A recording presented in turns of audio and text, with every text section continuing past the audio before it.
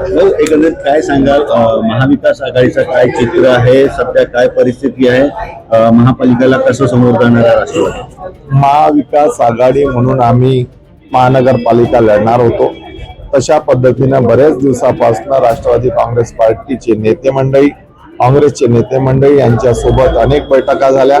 अनेक बैठका करून आमच्या नेत्यांनी एक एक सीटवर 1 to 1 सीटवर आम्ही फायनल केलं. फायनल केल्याच्या नंतर सुद्धा एकमेकांच्या त्या नोट्सवर, गठबंधनच्या नोटवर सह्या सुद्धा झाल्या. त्याच्यानंतर काय कुठे घोळ अडलं, काय कोणाचे फोन आलेत, काय शेवट काय झालं, कोणत्या पक्षाला फायदा पोहोचावा याच्यासाठी तर काही ना, मला असा अंदाज आहे की काही काँग्रेसच्या पक्षाच्या नेत्यांनी हे ठरवलंच असेल की आपल्याला कुठे ना कुठे भाजपला फायदा पोहोचवायचाच आहे. अशा पद्धतीचं काम त्यांनी केलं आणि वेळेवर रात्रीचे 2 वाजता त्यांनी फोन आमचे उचलणं बंद केले. तेव्हा आमचे नेते आणि आम्ही स्वतः सतर्क झालो की यांच्या मनात बोलताना वेगळं आहे आणि करताना वेगळं आहे.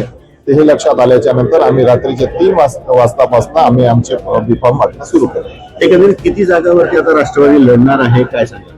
आम्ही काँग्रेस पक्षाने जर फसवलं नसतं तर जवळपास आम्ही 140 ते 150 जागेवर आम्ही लढलो असतो.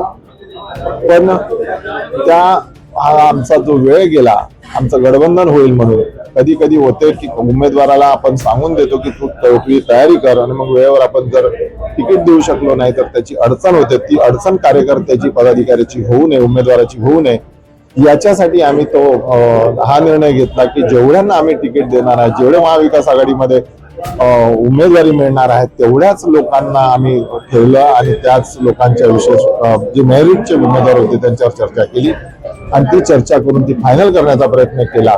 त्याच्यामुळे असं झालं की अनेक आमच्या उमेदवारांना आम्ही ते डिमॉरलाइज झाले आणि ते आपापल्या शांत झाले किंवा त्यांनी वेगळी वाट पाहिली.